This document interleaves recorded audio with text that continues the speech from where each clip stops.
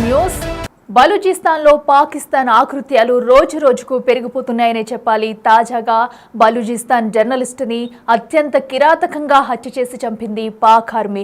దీంతో ఒక్కసారిగా బలూచిస్తాన్ నేతలైతే పాక్ పై మరోసారి రగడకు దిగుతున్నారు. అయితే బలూచిస్తాన్లో జర్నలిస్టుగా చేస్తున్న ఎవరైతే ఉన్నారో అటు అబ్దుల్ లతీఫ్ అనే వ్యక్తిని అత్యంత కిరాతకంగా చంపేసింది పాక్ ఆర్మీ. సో దీంతో ఒక్కసారిగా కూడా బలూచిస్తాన్లో విషాద ఛాయలు అలుముకున్నాయనే చెప్పాలి. సో పాక్ ఆర్మీ అయితే ఇప్పటికీ కూడా తన ప్రగల్భాలు పగులుకుంటూ తన వంకర బుద్ధి ఇంకా మార్చుకోవట్లేదు. అయితే ఇప్పటి వరకు బలూచిస్తాన్ ప్రజలు పాక్ పై తిరుగుబాటు దారితనం చేస్తూ కూడా ఇప్పటి వరకు వచ్చారు. అయితే ఈ నేపథ్యంలో పాక్ దాన్ని సహించలేక అటు ఎవరైతే ఉన్నారో జర్నలిస్ట్ అబ్దుల్ లతీఫ్ను అయితే అతి కిరాతకంగా హత్య చేసి చంపేసింది పాక్ ఆర్మీ. దీంతో అటు బలూచిస్తాన్ నేతలైతే కూడా ఘర్షణ వాతావరణం చోటు చేసుకుంది. ప్రస్తుతం అయితే అక్కడ అయితే కుటుంబ సభ్యుల ముందే అత్యంత దారుణంగా కాల్చి చంపేసింది పాక్ ఆర్మీ. అయితే దీంతో ఆ కుటుంబంలో విషాద ఛాయలు అలుముకున్నాయని చెప్పాలి. అయితే ఎవరైతే అబ్దుల్ లతీఫ్ ఉన్నారో డైలీ ఇంతికాబ్, ఆజ్ న్యూస్లలో కూడా జర్నలిస్ట్గా సేవలు అందిస్తూ వచ్చారు. సో ఇప్పటి వరకు బలూచిస్తాన్ నేతలు పాక్ పై చేసిన దాడిలో కూడా తనదైన గొంతుగా వినిపిస్తూ నిజాలను బయటకు చూపించే విధంగా కూడా జర్నలిజంలో ఉండి తనదైన ముద్ర వేసుకుంటూ కూడా ఇప్పటి వరకు వచ్చారు. అటు పాక్ పై తిరుగుబాటుదనం చేస్తున్న నేపథ్యంలో కూడా ప్రజల గొంతుకు తరపున కూడా తన గొంతుకు కలిపి ప్రతి ఒక్కటి కూడా నిజాన్ని బయటపెట్టేందుకు కూడా ఒక పోరాటం చేశారని చెప్పుకోవాలి. అయితే ఇవన్నీ చూడలేక పాక్ ఆర్మీ అయితే ఎంతో కిరాతకంగా అటు కుటుంబ సభ్యుల ముందే అబ్దుల్ లతీఫ్ నైతే అతి కిరాతకంగా చంపేసిన ఘటన మనం అయితే చూస్తున్నాము. అయితే ప్రశ్నించే గొంతుకుపై భయంతోనే సమాధానం చెప్పలేక పాక్ ఆర్మీ అయితే ఈ కిరాతకానికి పాల్పడింది. సో పాక్ వక్రబుద్ధి ఏంటనేది కూడా మనకందరికీ తెలుసు, చూస్తూనే వస్తున్నాం. అయితే ఇప్పుడు బలూచిస్తాన్ పై కూడా తన వక్రబుద్ధిని మరోసారి చూపిస్తూ వస్తుంది.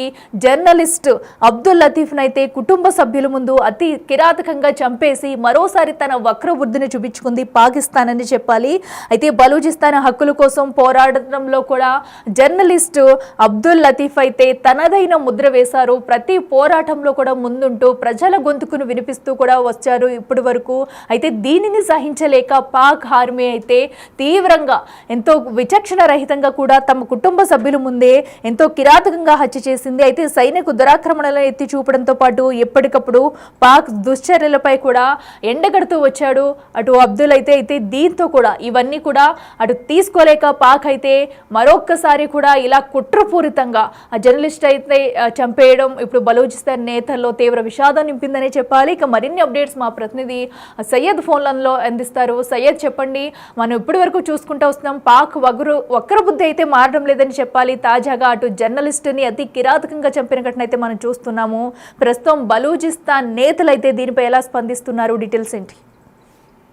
ఎస్ అఖిల, ప్రజెంట్ అయితే బలూచిస్తాన్ ప్రావిన్స్ లో అయితే పాకిస్తాన్ ఆర్మీ దాడులకు పాల్పడుతుంది.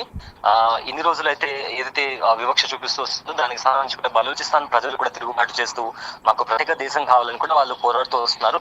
సో ఇదే నేపథ్యంలో ప్రజెంట్ అది తట్టుకోలేక పాకిస్తాన్ ఎవరైతే బలూచిస్తాన్ ప్రజలు ప్రశ్నిస్తున్నారో ఆ ప్రశ్నించే గొంతును పాకిస్తాన్ ఆర్మీ కూడా దారుణంగా హతమార్చని చెప్పుకోవాలి. అయితే బలూచిస్తాన్ లో రీసెంట్ గా జర్నలిస్ట్ ని కూడా కాల్చివేశారు. అది కూడా అత్యంత దారుణంగా. ఎవరైతే వాళ్ళ కుటుంబ సభ్యులు ఉంటారో వాళ్ళ కుటుంబ సభ్యుల కళ్ళ ముందరే పాకిస్తాన్ ఆర్మీ వాళ్ళు కాల్చి చంపేశారని కూడా చెప్పొచ్చు.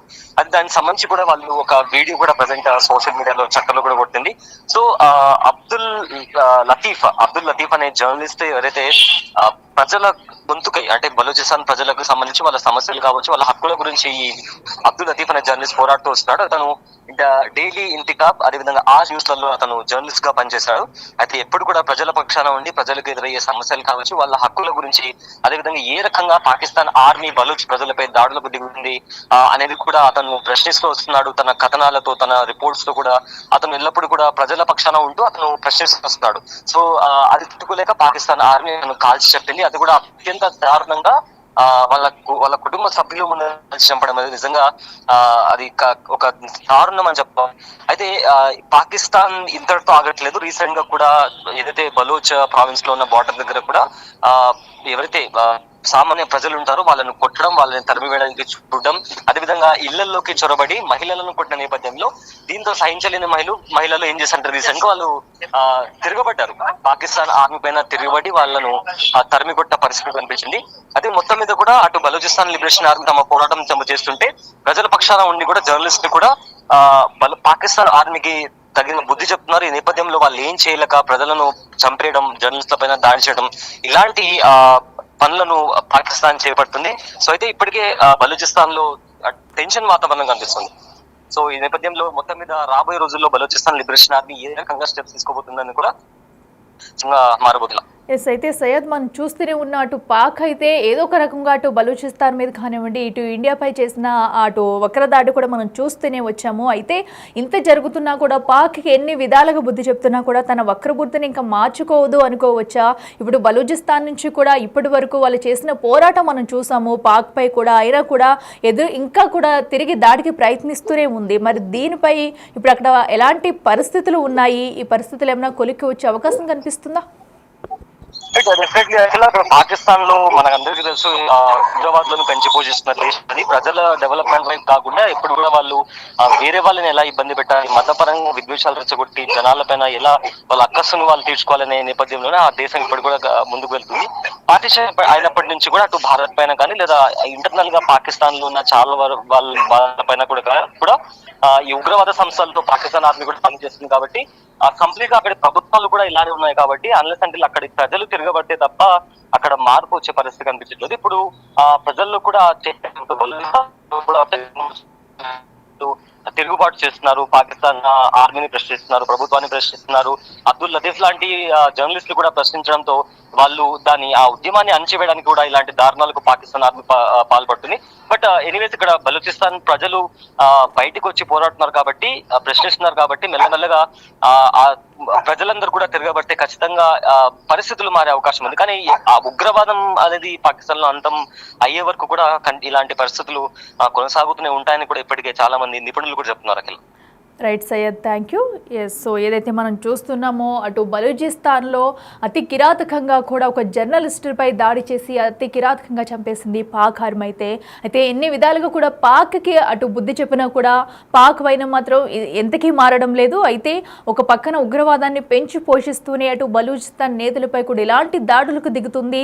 సో బలూచిస్తాన్ అయితే ఒక పక్కన తమ స్వాతంత్రం కోసం పోరాడుతూ కూడా పాక్పై దాడికి దిగుతున్న నేపథ్యంలో కూడా అయితే ఇప్పటి వరకు జర్నలిస్ట్ ఎవరైతే ఉన్నారో అబ్దుల్ లతీఫ్ అనే వ్యక్తి జర్నలిస్ట్ గా పనిచేస్తూ కూడా ప్రజల తరపున గొంతుకు వినిపిస్తూ ఇప్పటి వరకు పోరాటం చేస్తూ వచ్చాడు. అయితే ప్రశ్నించే గొంతుకును ఎదుర్కోలేక కూడా పాక్ ఆర్మీ అయితే ఈ ఘటనకి పాల్పడిందంటే చెప్పుకోవాలి. అబ్దుల్ కుటుంబం ముందే ఎంతో విచక్షణ రహితంగా కూడా అతనిపై దాడి చేసి అతి కిరాతకంగా చంపేశారు.